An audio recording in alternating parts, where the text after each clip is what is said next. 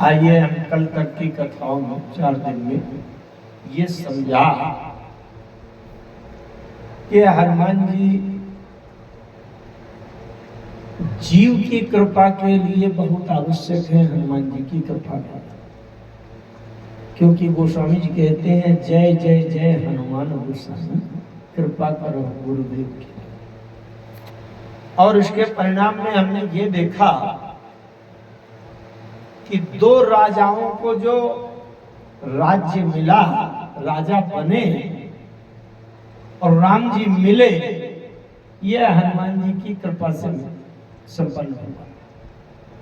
सुग्रीव जी वानरों के राजा बने, बाली ने तो मार के निकाल दिया था। एक टीले में बैठे रहते थे रातों दिन, चौकन्ना कहीं से बाली किसी को भेज के मार ना डाले। और ऐसे सुग्रीव, डरपोक सुग्रीव को बताओ राजा बनवा दिया। और विभीषण जी तो सामने रावण के बात नहीं कर सकते थे। सचिव सहित विभीषण जाके तो विभीषण जी को लंका का राजा बनवा दिया। अब आज तीसरे राजा की बात करेंगे कि हनुमान जी अगर न होते तो एक तीसरे राजा जो सबसे बड़े हैं वो भी राजा हो जाना बन पाते। जानते हैं कौन? राम जी। अगर हनुमान जी न होते तो राम जी खुद राजा न बन पाते।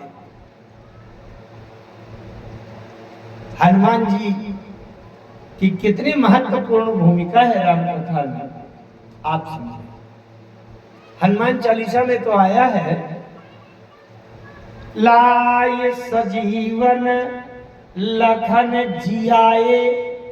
अच्छा, जियाए किसको कहते हैं? जियाए का मतलब, इसका मतलब जियाए कि पहले मर गया था, जब मरे हुआ तो जिंदा कर दे, उसको कहेंगे जियाए। अगर हनुमान जी को क्या कहते हैं? हनुमान जी के 12 नामों में हनुमान नंदिनी सुनो वायु पुत्रो महाबला रामेष्टा फाल्गुनो, तो उसमें लक्ष्मण प्राण दाताश्च एक नाम है। दशग्रीवश्च दर्पहा, लक्ष्मण प्राण दाताश्च, लक्ष्मण जी को प्राण दान देने वाले। लाए सजीवन लखन जियाए, अगर हनुमान जी ना होते तो लक्ष्मण जी का। अच्छा, उधर अशोक वाटिका में अगर समय से न पहुंचते तो रावण कह करके गया था कि मास दिवस में कहा न माना तो मैं मारव काढ़ी कर पाना। और उसकी बात सुन करके सीता जी ने भी कह दिया था हनुमान जी से, मास दिवस महुनाथ नयावा तो पुनि मोहि जियत नहीं पावा। अगर हनुमान जी ना पहुंचते तो सीता जी न। अच्छा, और उधर जब रावण को मार दिया, इधर भरत जी गिनती कर रहे थे, रहा एक दिन अवधि अंधारा। मैं उसकी विस्तार से चर्चा करूंगा। एक दिन नहीं, उसमें बहुत बारीकी भी बात है। एक दिन तो बहुत बड़ा होता है। तो अगर समय से हनुमान जी ने पहुंचते तो उधर भरत जी ने बचते। अब अगर सीता जी न बचती, लक्ष्मण जी न बचते, अब भरत जी न बचते, तो राम जी क्या करते? राम जी राजा बनते थे? सब खेले खत्म हो जाता। राम काज लगी तब अवतारा, राम जी का काम बनाने के लिए हनुमान जी का अवतार। मैं बात करूं, राम जी ने लंका में जो युद्ध हो रहा था उसमें रावण को मार दिया।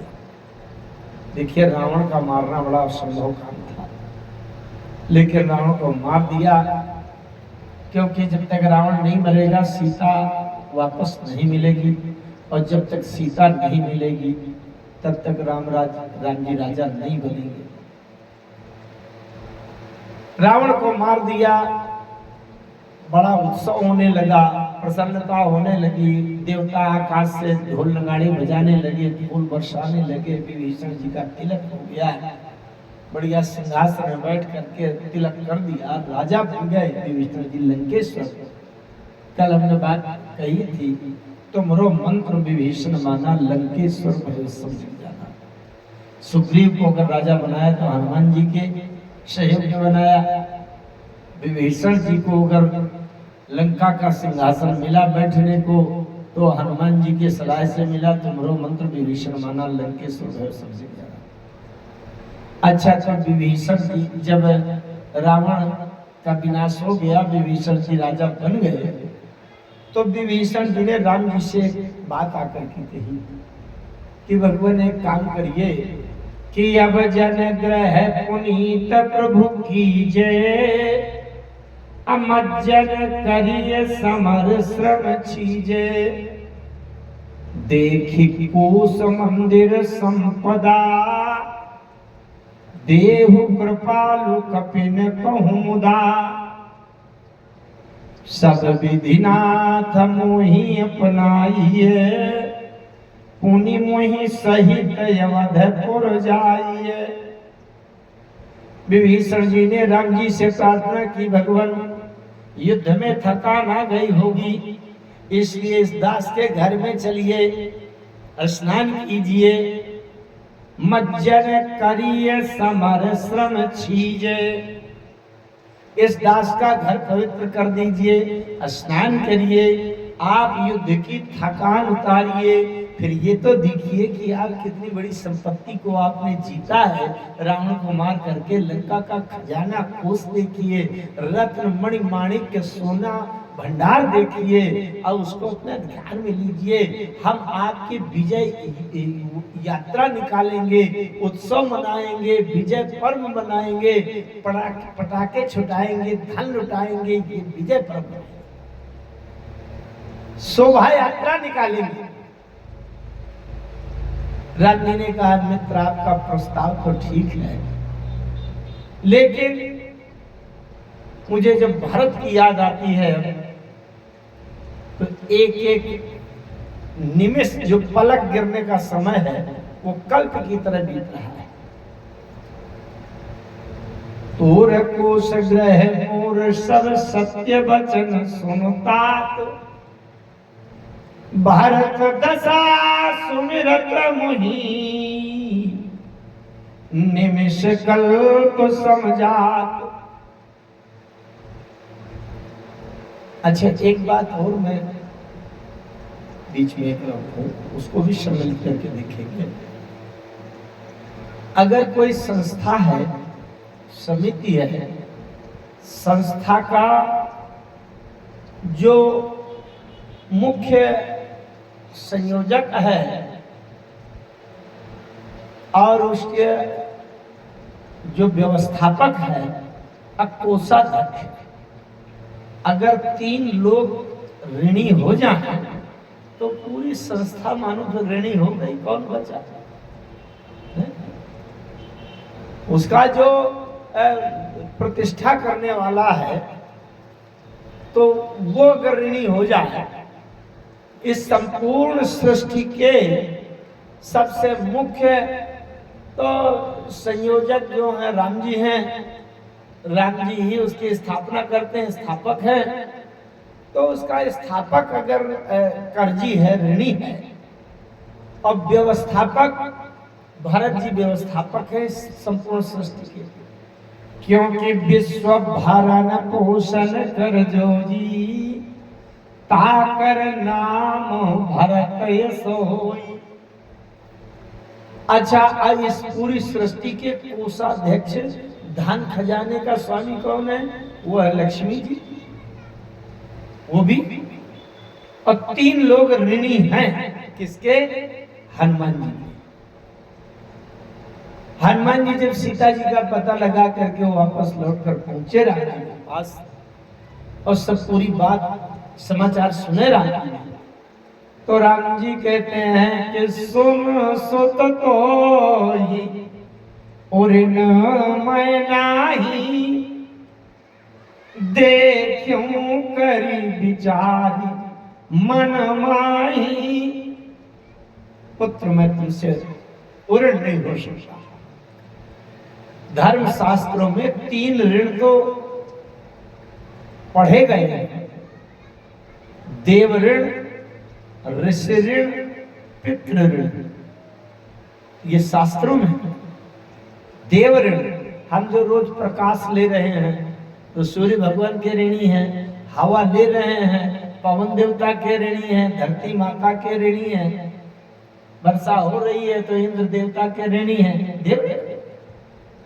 ऋषि ऋण का मतलब यह है कि जो हमें रहने खाने व्यवहार करने का, जीवन जीने का जो ज्ञान मिला, व्यवहारिकता मिली, ये सब रामायण का ज्ञान मिला, इससे हम ऋषियों के ऋणी हैं।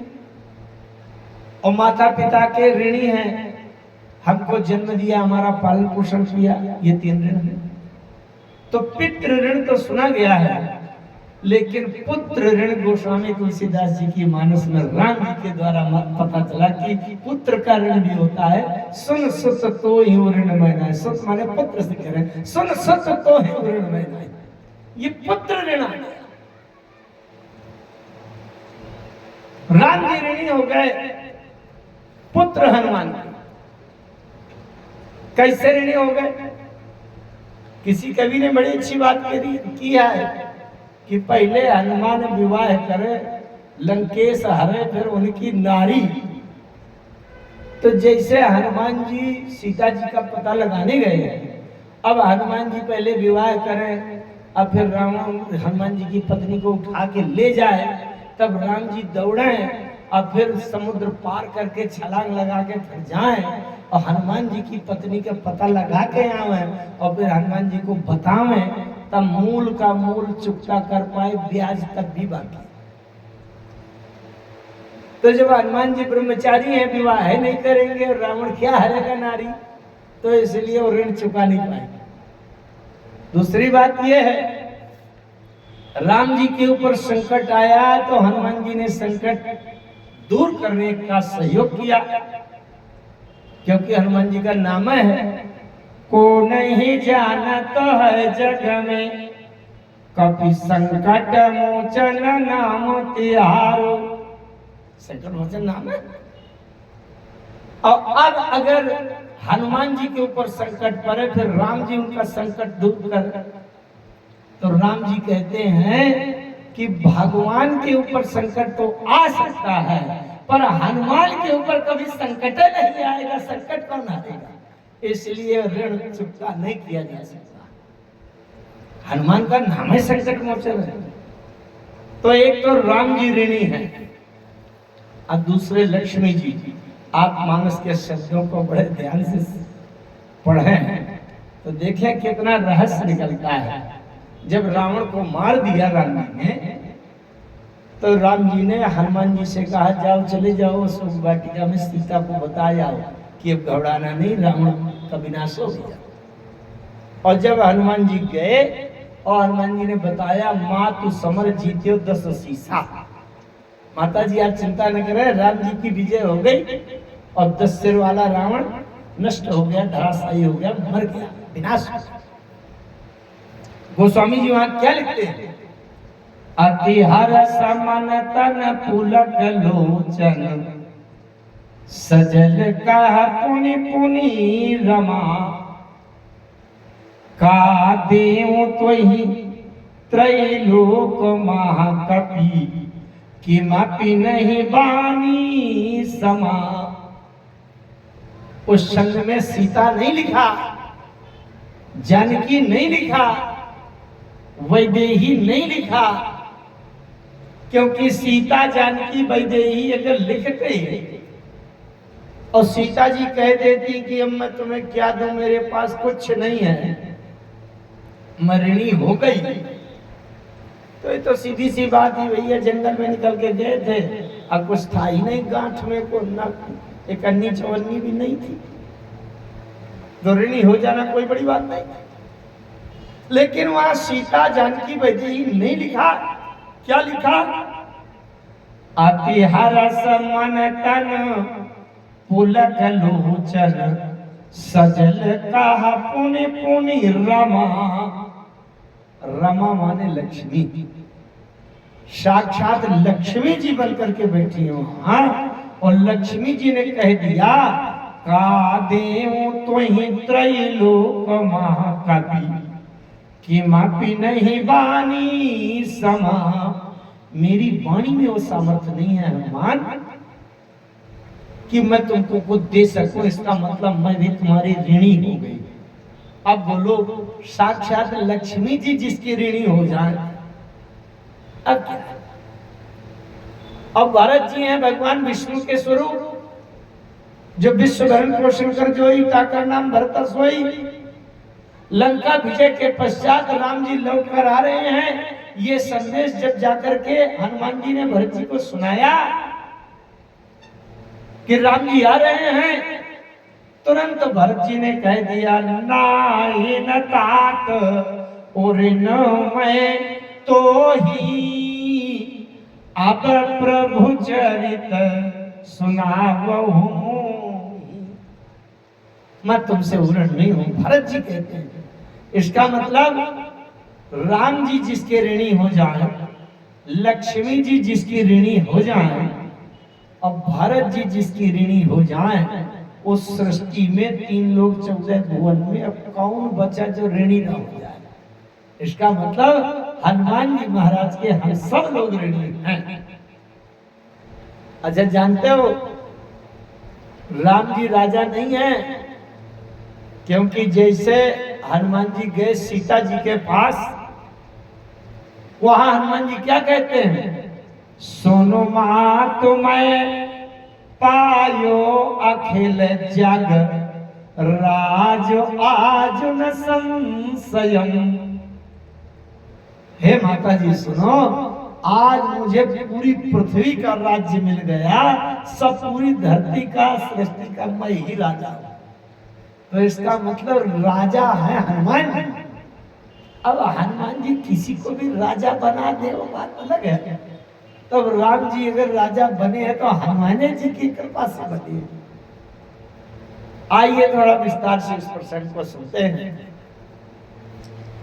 जब राम जी ने विभीषण जी से कहा कि हे मित्र, आपका प्रस्ताव तो ठीक है, लेकिन मुझे भरत की जब याद आती है तो मुझे हृदय में घबराहट हो,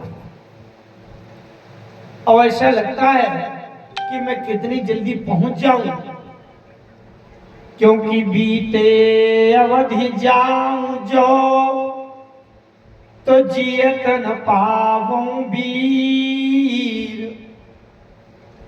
अगर अवधि मैंने 14 साल का समय बीत गया, अब बीतने के बाद पहुंचा तो मुझे मेरा प्राण प्यारा भाई भरत जीवित नहीं मिलेगा। अब अगर भरत जीवित नहीं मिलेंगे तो राम का क्या होगा? राम थोड़ी रहेगा, राम की साधात रहेगा। इसलिए देखो बेग सुजता न कर सखा निहोरो तोय। तुमसे बार बार मैं ये सहायता मांग रहा हूं कि जल्दी से अयोध्या पहुंचकर मैं भरत को प्राप्त करूं, मिल जाऊं, ऐसा कोई साधन बना।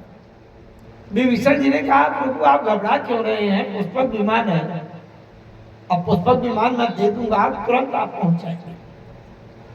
पुष्पक विमान में कुछ विशेषताएं थी।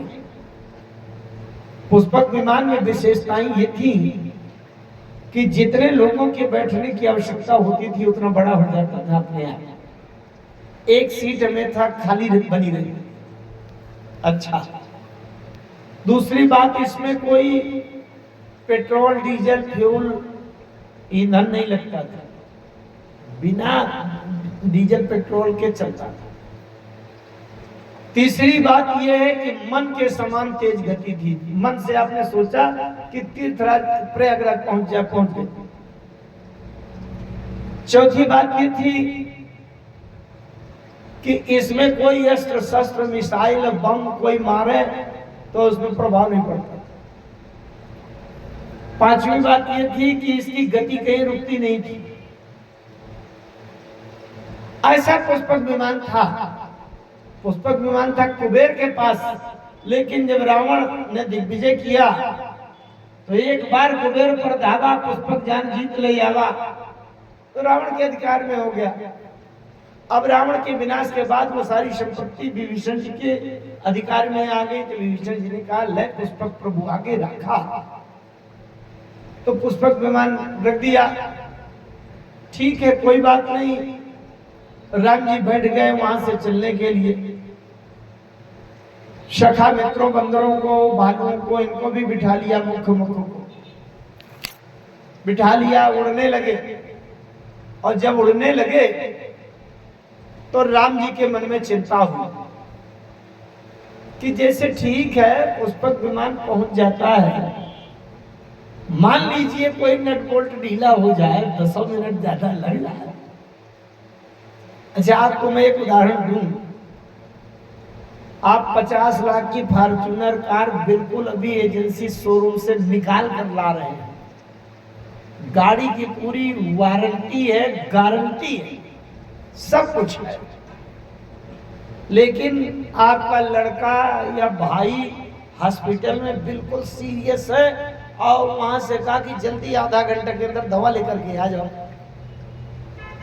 अब आपने नई कार निकाला, बिल्कुल गारंटी वारंटी सब कुछ है, और वहां से दवा लेकर के आप चले।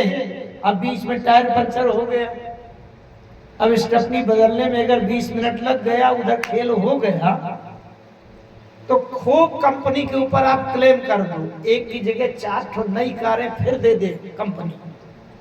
लेकिन जो आपका वो भाई भतीजा लड़का अगर जीवन उसका समाप्त हो गया, उसको कोई लौटा के दे पाएगा? पुष्पक विमान ब्रह्मा जी ने दिया था, ब्रह्मा जी का वचन था ये कहीं रुकेगा नहीं। लेकिन एक बार ये पुष्पक विमान की गति रुक भी गई थी। आप लोगों को मालूम हो घटना, ना मालूम हो तो 2 मिनट में सुन लीजिए। रावण इस पर बैठ करके यात्रा किया करता था। एक बार वो कैलाश पर्वत के तरफ गया इसी पुष्पक विमान में बैठ करके, और उड़ते उड़ते एक क्षेत्र में अचानक पहुंचा तो पुष्पक विमान की गति रुक गई।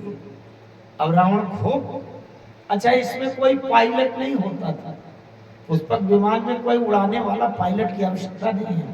वो एक निश्चित जगह है, उस पर जो व्यक्ति बैठ जाएगा उसी के मन के सोचने के अनुसार चलेगा। कोई घड़ी वड़ी कंप्यूटर और एटीसी एयर ट्रैफिक कंट्रोलर इसकी कोई जरूरत नहीं है, मन से सोचे से वहीं पहुंचा देगा। रावण गया कि भगवान शंकर के यहाँ कैलाश पर्वत में जाना है दर्शन करने। अब वो पुष्पक विमान गया, पुष्पक विमान की गति रुक गई। रावण ने खूब मन से सोचा कि आगे चलो, आगे चलो, नहीं जा रहा। रावण समझ गया कि लगता है ब्रह्मा जी की सीमा समाप्त हो गई। अरे भाई, ब्रह्मा जी का दिया हुआ है, ब्रह्मा जी का वचन है, तो ब्रह्मा जी के क्षेत्र तक में उसका प्रभाव रहेगा ब्रह्मा जी के वचन का। अब वो शंकर जी का क्षेत्र आ गया, वहां वो नहीं काम कर रहा। कोई भारतवर्ष का प्रधानमंत्री है तो भारतवर्ष के अंदर उसकी आदेश लागू होगा। अब वो भारतवर्ष के प्रधानमंत्री का आदेश फ्रांस में थोड़ी माना जाएगा, इटली में थोड़ी चलेगा। तो इसी तरह से ब्रह्मा जी का जो प्रभाव था वो शंकर जी के क्षेत्र में नहीं लागू हो रहा। पुष्पक विमान की गति रुक गई। रावण उतरा और उतर करके खड़ा हुआ, समझ गया कि लगता है ये कैलाश क्षेत्र आ गया। तो पूरे कैलाश पर्वत को नीचे से बायां हाथ लगाया और पूरा कैलाश पर्वत उठा लिया बाएं हाथ के उंगलियों से ऐसे। और जब उठा लिया, उठाया तो डगमगाने लगा कैलाश। पार्वती जी ने कहा भोलेनाथ ये क्या बात है, भूकंप आ रहा है क्या? शंकर जी ने कहा नहीं नहीं, भूकंप नहीं आ रहा, मेरा चेला थोड़ा कैलाश पर्वत उठा रहा।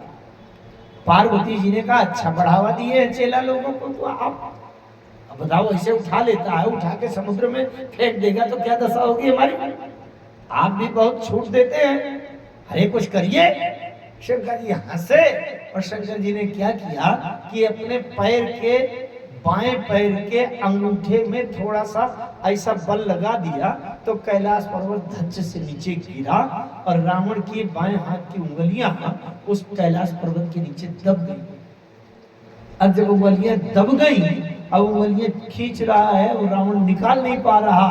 उसी समय से बड़ी जोर चिंगाड़ा रावण, जब उसने नाद किया, रोया, चिल्लाया, तो पूरा तीनों लोक रोने लगा। वहीं से उसका नाम पड़ा रावण। लोकान रावा यत इति रावण, रावणो लोक रावण, जो एक बार के चिल्लाने से पूरे तीनों लोगों को जो रुला दे, उसका नाम रावण। रावण शब्द का क्या होता है? जो दूसरों को रुलाकर प्रसन्न हो जाए वो रावण। आज भी जिन लोगों का स्वभाव ये हो कि जो दूसरों को रुलाकर, परेशान करके, सता करके जो प्रसन्न हो, समझ लेना वो रावण है। वहीं पर रावण के मुंह से शिवतांडव निकला। जटाटवी गलत जल प्रवाह पावितस्तले गले वलंबिताम भुजंग तुंग मालिकाम डमट डमट डमन निनाद डमट डमर भयम चकार चंद तांडवम तनो तुना शिवा। ये शिवतांडव की स्तुति वहीं से। फिर से आइए अपने मूल कथा में। राम जी ने सोचा कि एक बार इसकी गति रुक गई है शिव कैलाश क्षेत्र में, तो भैया मैं ठीक है पुष्पक विमान में बैठकर जा जरूर रहा हूं, लेकिन किसी कारण से बीच में अगर गति रुक जाए और मेरे भारत के जीवन को कोई खतरा हो जाए, फिर क्या होगा? एक शब्द आया है, बहुत ध्यान से सुनेंगे। राम जी कहते हैं, बीते अवधि जाऊं जाओ तो जियत न पाऊं वीर। अगर अवधि पूरी हो गई फिर गया तो भरत मुझे जिंदा नहीं मिलेगा। अवधि क्या है? अवधि वो है जो 14 साल के लिए जंगल के लिए आए हैं, तो 14 साल का जो समय है उसको अवधि कहते हैं। किसी ने पूछा कि अरे जब 14 साल तक जिंदा बने रहेंगे भरत जी, तो अगर 2-4 घंटा देर भी हो जाए, एक दिन देर हो जाए, तो कौन सा पहाड़ टूट पड़ेगा? एक दिन और जिंदा बने रहेंगे या 2-4 घंटा और जिंदा बने रहेंगे? नहीं, बहुत ध्यान से समझे। मानस में राम जी कहते हैं, नहीं, भारत अपने जीवन से जिंदा नहीं है। मुझसे अलग होते ही भारत में प्राण नहीं रहते। फिर किसी ने पूछा तो जिंदा कैसे है? भारत जी ने चित्रकूट में मांगा था राम जी से, सो अवलंब देव मोहि देई, अवधि पार पावो जेहि सेई। मुझे ऐसा कुछ सहारा दे दीजिए प्रभु कि जो अवधि माने वनवास के 14 साल तक जिनके सहारे से मैं जिंदा निभा जाऊं। लेकिन भरत जी ने कहा था, प्रभु ध्यान रखिएगा, अवधि ये 14 साल के वनवास वाला जो समय है, इसके पार करने भर के लिए मैं ये खड़ाऊ का सहारा लेकर जिंदा रहूंगा। अगर अवधि वो 14 साल का समय पूरा हुआ तो ये खड़ाऊ मड़ाऊ फिर मुझे बचा नहीं पाएगी। अगर पहले दिन अगर आप नहीं आएंगे तो प्रभु मुझे जिंदा नहीं पाएंगे आप। ये कह दिया था। तो राम जी को पता है कि 14 साल के समय तक के लिए तो चिंता नहीं है, क्योंकि मैंने खड़ाऊ दिया है तो अवधि पार पाऊं जैसे ही।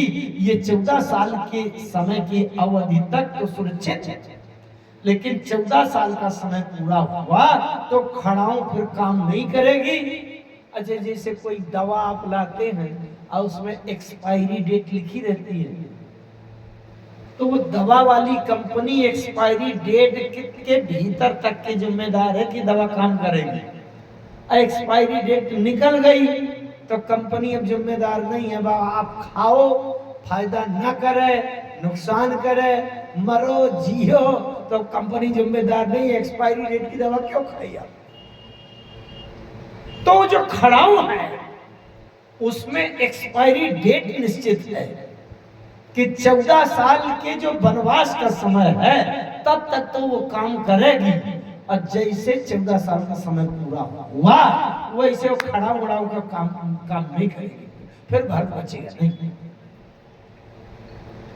आइए थोड़ा सा और गहरा विचार करते हैं। जब राम जी पुष्पक विमान में बैठ करके और उड़ान भरने लगे, और राम जी ने एक बहुत गहरी बात सोचा, और वो गहरी बात का मैं विस्तार करूंगा, लेकिन वो गहरी बात सोच करके राम जी को घबराहट हुई और राम जी को शंका होने लगी कि ये पुष्पक विमान मेरे और भारत के बीच का संतुलन बना नहीं पाएगा।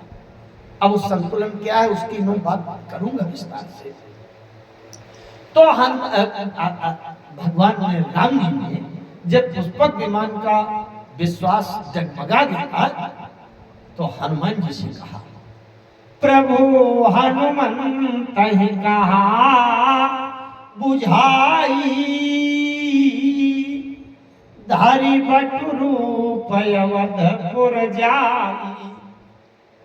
भगवान ने हनुमान जी से कहा, हनुमान ऐसा करो, ये पुष्पक विमान के भरोसे काम नहीं चलेगा, बिगड़ जाएगा काम, तुम खड़े हो जाओ, धारी बटरूप धरो, अयोध्या चले जाओ। हनुमान जी खड़े हुए। हनुमान जी का सरकार बताइए, अच्छा अभी इतने लोगों के बीच में अगर किसी को कोई कहे कि ऐसा करो कि तुम जल्दी से पंडरिया चले जाओ, तो वो जिसको आपने कहा वो पूछेगा कि ये बताइए पंडरिया जाने का उद्देश्य क्या है, काम क्या है, क्यों चला जाऊं, क्या ऐसा जरूरी पड़ गया कि पंडरिया में जाके मैं काम करूंगा। तो हनुमान जी ने भी पूछा राम जी से, प्रभु ये बताओ कि अब आप जब जा ही रहे हो, पूरा पुष्पक विमान जा रहा है अयोध्या, तो अलग से मुझे आगे आगे भेजने का उद्देश्य क्या है, क्या करना है, मुझे काम तो बताइए। तो राम जी ने एक काम बताया, प्रभु हनुमंत ही कहा बुझाई, धारी बटरूप अवधपुर जाई, भारत ही कुशल हमारी सुनायहु। इसका मतलब पुष्पक विमान के पहुंचने से पहले तुम चले जाओ, अब भारत को हमारी कुशलता का समाचार सुना देना, और समाचार ले तुम चली आए हो। थोड़ी सी अगर और गूढ़ बात करूं, हमारे धर्मशास्त्रों में एक शास्त्र है न्याय शास्त्र। 6 शास्त्र होते हैं, 4 वेद, 18 पुराण, 6 शास्त्र।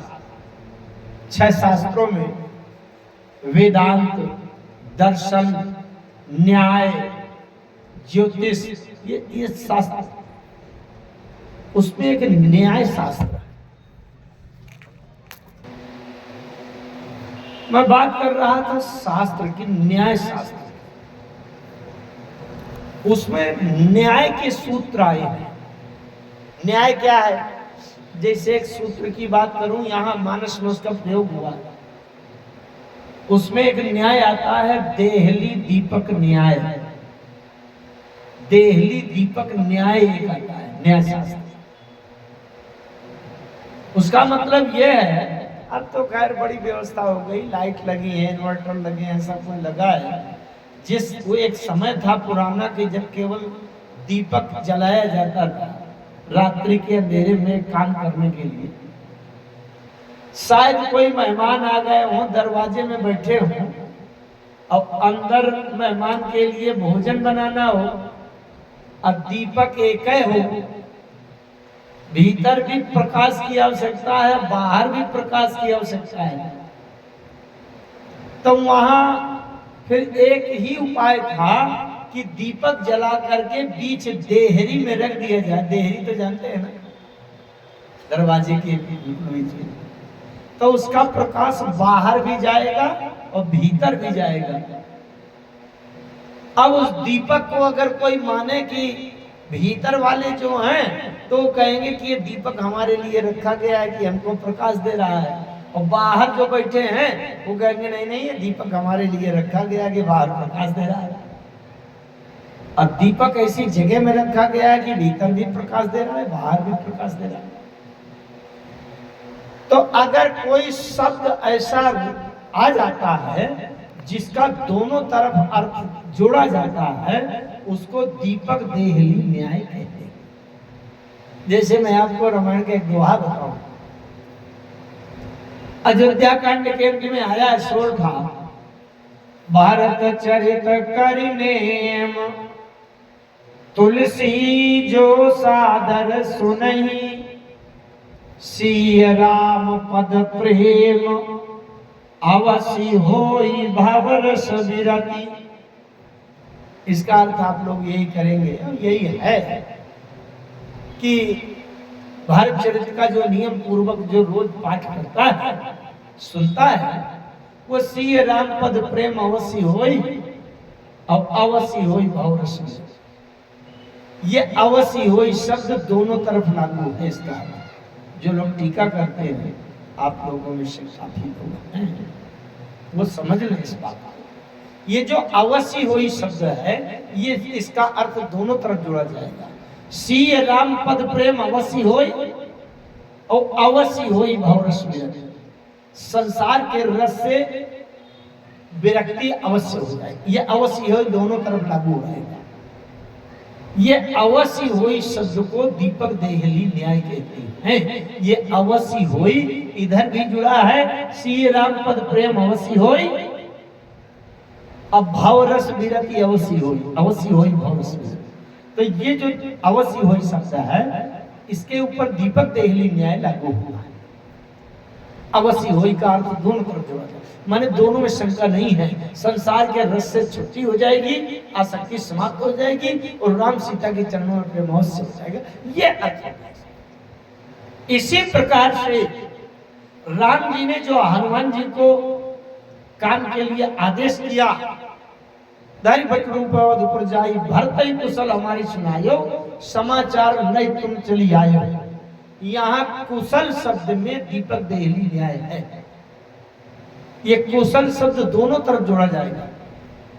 भारत ही कुशल हमारी सुनायो, भारत को हमारी कुशलता का समाचार सुना देना। और भारत की कुशलता का समाचार लेकर के तुम आ जाना। इसका मतलब कुशलता का समाचार, ये दोनों शब्द दोनों तरफ जोड़े जाएंगे। भारत ही कुशल हमारी सुनायो और समाचार, तो हमारा कुशल समाचार भारत को सुनाना और भारत का कुशल समाचार लेकर के ही घुमाना। एक और ध्यान से समझिए, जब कभी राम जी के ऊपर या राम जी के परिवार के ऊपर असाध्य संकट आता है, तो केवल एक ही पात्र का सहारा दिखाई देता है। कौन? वो है हनुमान। चाहे सीता जी के प्राण संकट में हो तो हनुमान जी, लक्ष्मण जी के प्राण संकट हो तो हनुमान जी। अब आज भरत जी के प्राण संकट में हैं। राम जी स्पष्ट कह रहे हैं, बीते अवधि जाऊं जो तो जियत न पाऊं वीर। जिंदा नहीं मिलेगा भरत। मैं अभी उसकी बारीकी से एक बात रखूंगा, समय की सीमा कैसी है उस पर रखूंगा बात। तो राम जी ने ये जिम्मेदारी दिया कि सुनो हनुमान, तुमको इसलिए भेज रहा हूं कि हमारा कुशलता का समाचार तो सुनाना भरत को। लौट के जब भारत का समाचार लेकर के आना, तो मैं जिम्मेदार नहीं हूं ये न मुंह लटका के कह देना कि अगर लौट के आओ मुंह लटका के कहो कि प्रभु क्या किया जाए, भारत को जिंदा नहीं बचाया जा सका। तो मैं ये सुनने को तैयार नहीं हूं। आकाश पाताल, 3 लोक 14 भुवन, असंख्य ब्रह्मांड में कुछ भी करो, लेकिन तुम्हारी जिम्मेदारी है कि भारत का कुशल समाचार ही लेकर के सुनाना। ये जिम्मेदारी दिया राम ने। अच्छा, अब समय की सीमा पर थोड़ा विचार करें।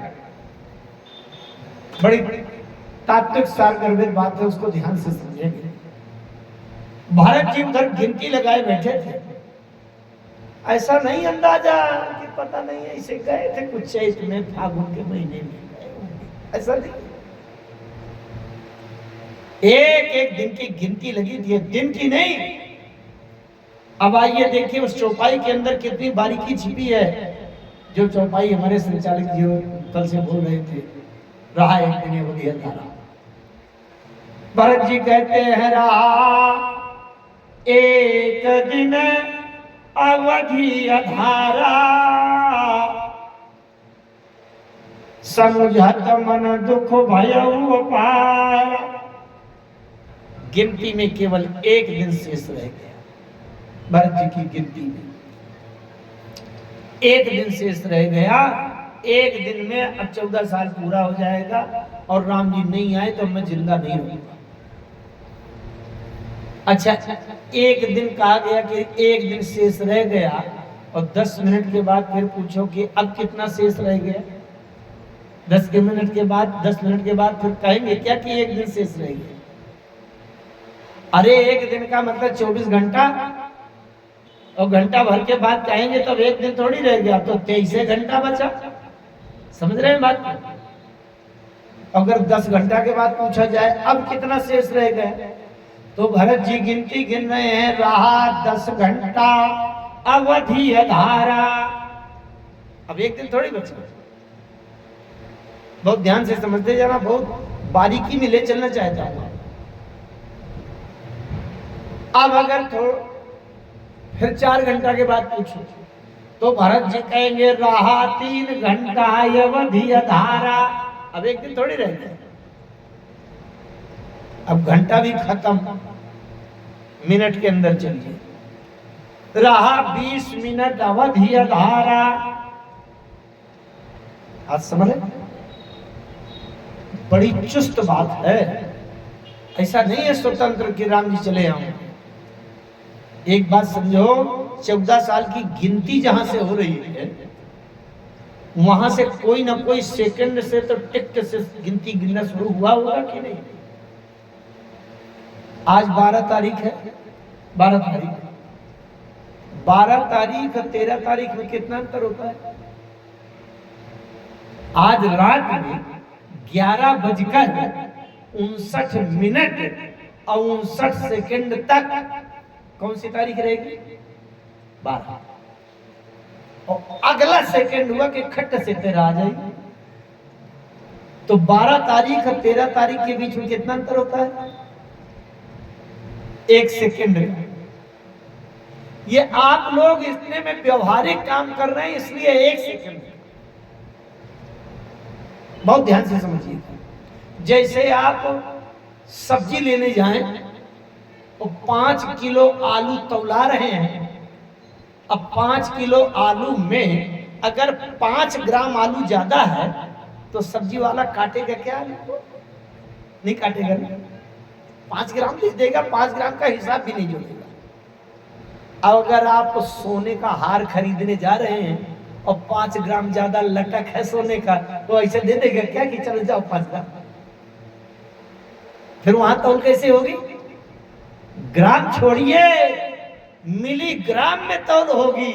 अगर 5 मिलीग्राम भी ज्यादा है तो भी वो 400 रुपया जोड़ लेगा कि नहीं? हमारे आपके जीवन में सेकंड तक का समय नापने की, व्यवहार करने की व्यवस्था है, तो सेकंड तक जानते हैं। लेकिन राम जी के समय के मापने की गणना में क्या स्थिति है? भारत दशा सुमिरत मुहि निमिष कलप समझात। अच्छा, जैसे आपका हमारा या भाई का बंटवारा हो रहा है, या भाई के अलावा और किसी का खेत है बगल में, अब उसने 2 इंच अपनी जगह थोड़ा सा खिसका लिया, 2 इंच, कोई खास बात नहीं, चलो हटाओ 2 इंच को, क्या है। लेकिन एक आपके घर में भारतवर्ष का, विश्व का नक्शा टंगा है और उस नक्शा में नाप कर अगर 2 इंच कोई जगह अधिक नाप ले नक्शा में, जिसमें इतने से नक्शा में भारतवर्ष पूरा भारतवर्ष सिमटा है, और उसमें 2 इंच ज्यादा नाप ले, तब तो पूरा भारतवर्ष चला जाएगा। बात समझ में आ रही कि नहीं? तो भैया जिसके एक पलक गिरने वाले समय के भीतर पूरा कल्प बीत जाता है, और उसके लिए अगर 1 सेकंड की बात करो तब तो वो पूरा कल्प चला जाएगा। आप समझो, भारतवर्ष के नक्शा में देखना कि आपके छत्तीसगढ़ में कवर्धा को देखना तो शायद है कि कहीं बिंदी रखी मिल जाए, कवर्धा तो मिल जाए, है ना? एक बिंदी के भीतर जब पूरा कवर्धा घुस गया, आपके खेत मकान घर ये तो जाने कहां गायब हो गए। तो जिसके एक पलक गिरने के भीतर पूरा कल्प बीत जाता है, उसके लिए बाहर का 1 सेकंड कितना बड़ा हो गया। बहुत ध्यान से समझिएगा, हम आप लोग केवल सेकंड तक ही व्यवहार और समझ पाते हैं समय, लेकिन राम जी कहते हैं भरत दशा सुमिरत मही निमिष कलप समझात। तो 1 सेकंड के 1 करोड़ भाग किए जाएं। क्योंकि मैं साइंस फिजिक्स मैथ का अध्ययन करने वाला रहा हूं विद्यार्थी जीवन में, तो मैं बात समझता हूं। 1 × 10⁻⁻12 सेकेंड, जो लोग फिजिक्स मैथ पढ़े होंगे वो समझेंगे। 1 picosecond, nanosecond, picosecond, इसका मतलब हुआ 1 सेकंड के 10 अरब हिस्से बनाए जाएं, और उसका 1 अंश भी अगर 14 साल पूरा होने में शेष है, तब तक राम जी अयोध्या की सीमा के भीतर घुस नहीं सकते, और अगर घुस जाएंगे तो 14 वर्ष का वनवास खंडित हो जाएगा और राम जी को दोबारा वनवास जाना पड़ेगा। और जैसे वनवास का वो समय पूरा हुआ कि 1 सेकंड के 10 अरब अंश वाला समय भी आगे का टिक से निकला और राम जी नहीं पहुंचे, तो भरत जी का हृदय धड़कने को तैयार नहीं है, भरत जिंदा नहीं बचे। समझ रहे हैं बात को? बहुत बारीक बात है, रखने का प्रयास कर रहा हूं। हो सकता है हमारी माताओं बहनों को कुछ कठिनाई हो रही है ये समझने में कि क्या ये बता रहे हैं नैनो पिको। मैं बात कर रहा था कि अगर 1 सेकंड का करोड़वां अंश 1/1 करोड़ सेकंड का अंश भी शेष है, तो राम जी अयोध्या की सीमा में प्रवेश नहीं करेंगे, नहीं तो वनवास खंडित हो जाएगा, दोबारा फिर से जाना पड़ेगा। अब वनवास का समय उतनी ही बारीकी से भरत जी नाप रहे हैं, कब पूरा हुआ और पूरा होने के बाद अगला 1/1 करोड़वां सेकंड अगर से निकला और राम जी नहीं मिले तो भरत जी जिंदा नहीं रहेंगे। अब बताओ पुष्पक विमान बचा पाएगा? तब राम जी ने हनुमान जी को भेजा। हनुमान जी न होते तो ये सामंजस्य बैठता। फिर से एक बात, फिर नया प्रश्न, अगर राम जी के बिना भरत जी जीवित नहीं रहेंगे तो हनुमान जी के भेजने से भरत जी जिंदा कैसे बचेंगे? अरे भरत जी कोई बच्चे थोड़ी हैं कि हनुमान जी के बहलाने फुसलाने से खिलौने से मान जाएंगे। जो व्यक्ति राम के बिना जीवित नहीं रह सकता, वो संसार में कोई दूसरा कोई विकल्प है क्या? थोड़ी सी याद आ रही है मुझको। श्री भरत जी जब चित्रकूट की ओर जा रहे थे, महर्षि भरद्वाज जी के आश्रम में पहुंचे। भरत जी ने कह दिया, महर्षि अजिन बसन फल सन मही शयन दासी पुष्पात बसी तरु तरनित सहत हिम आतप वर्षा बात यही दुखदाह दहाई दिन छाती अब भूख न बासर नींद न राती। राम जी पेड़ों के नीचे गर्मी बरसात और सर्दी में ठिठुरते होंगे, भोजन के लिए पत्ती फूल फल चबाते होंगे, जड़ें खोद के खाते होंगे। ये दुख के कारण छाती जल रही है मेरी, दिन में भूख नहीं लगती, रात में नींद नहीं आती। भरद्वाज जी ने कहा, भरत जी एक रात जरा रुको, मेहमानी मेरी स्वीकार करो, मैं देखता हूँ भूख लगती है कि नहीं। अच्छे अच्छे से मैं मेहमानी करूंगा, अच्छे अच्छे व्यंजन बनाऊंगा और अच्छी रिद्धि सिद्धियां वहां पढ़िए, बड़ा विस्तार से लिखा है, क्योंकि ज्यादा समय नहीं दे सकता उस प्रसंग को विस्तार करने में। तो वहां लिखा है, विधि विस्मय दायक विभव मुनिवर तपोबल की। तो महर्षि भरद्वाज जी ने अपने शिष्यों को लगा दिया, जरा देखना रात में आज भरत को नींद आती है कि नहीं, अब भूख लगती है कि नहीं।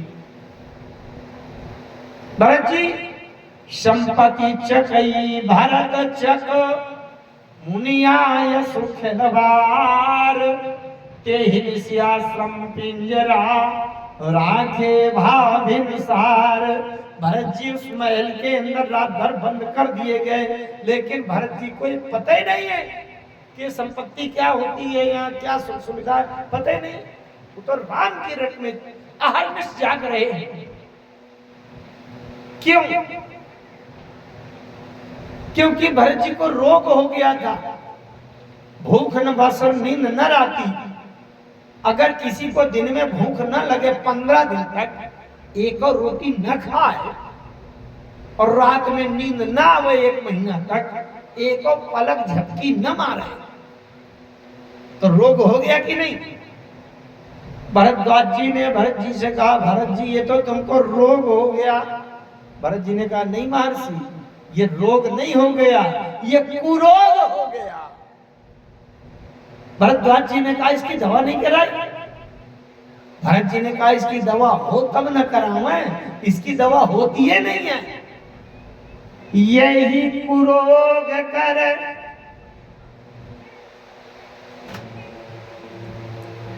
औषधि नहीं, इस कुरोग की दवा होती है नहीं। अच्छा एक बात बताऊं, जैसे आपके घर का कोई लड़का, जवान लड़का मचल गया कि सबके कार है हमारे कार नहीं है, तो अपने पापा से वो मचल गया कि तुम भी कार लाओ, जब तक कार नहीं लाओगे मैं भोजन नहीं करूंगा। अब वो मचल गया, 2 दिन 4 दिन 8 दिन न पानी पी रहा न भोजन कर रहा, शरीर की हालत बिल्कुल बिगड़ गई। आपके 4 रिश्तेदार, गांव के मित्र पड़ोसी कहने लगे, काय के लिए संपत्ति है, लड़का बेचारा मर रहा है, ले आओ कार। तो भाई कार के लिए भोजन पानी अगर बंद किए हैं तो कुछ अपने पास का पैसा हो, कुछ 2-4 मित्रों से ले लो, कुछ रिश्तेदारों से ले लो, और 10-20 लाख की कार ले आओ तो लड़का फिर खाने लगेगा, है ना। संसारिक किसी वस्तु के लिए कोई अगर भोजन पानी बंद किए हो तो संसार की चीज दिला दोगे तो भोजन करने लगेगा। अब भारत जी की नींद गायब है राम के लिए। अब बताओ, राम का कोई विकल्प है कि कोई 2-4 लोग इकट्ठा करके राम बना के दे देना? राम का विकल्प केवल राम है। राम के लिए अगर रोग पैदा हो गया है तो उसकी दवा राम ही है, राम के अलावा फिर दूसरी कोई दवा नहीं है। भरत जी राम के कारण रोगग्रस्त थे कि दिन में भूख नहीं लगती, रात में नींद नहीं लगती। जो राम के बिना भूख प्यास बंद किए सोना जागना बंद किए हैं, जो राम के लिए जी रहा है, राम के बिना बिल्कुल मरने के लिए स्थिति में है, वो राम के बिना बचेगा क्या उसका जीवन? तो राम जी ने हनुमान से कहा चले जाओ, तो अब भारत को कुशलता से समझा देना, हमारी कुशलता समझा देना, भारत का कुशल समाचार लेकर आ जाना। तो जब भरत जी राम के बिना, भरत जी का हृदय धड़कने को तैयार नहीं है 14 साल पूरा होने के बाद, तो क्या हनुमान जी के जाने से भरत बच जाएंगे? अरे भरत जी कोई बच्चे थोड़ी हैं कि हनुमान जी बहला फौसला देंगे। छोटे बच्चे हों तो चलो कार की जगह और दूसरा खिलौना दे दो, थोड़ी देर के लिए मचल खेल ले, बहल जाएंगे। और भरत जी जब राम के बिना नहीं बचेंगे तो उसका क्या विकल्प है? हनुमान कैसे बचा लेंगे? इसके लिए आइए हम बहुत तात्विक विचार समझते हैं।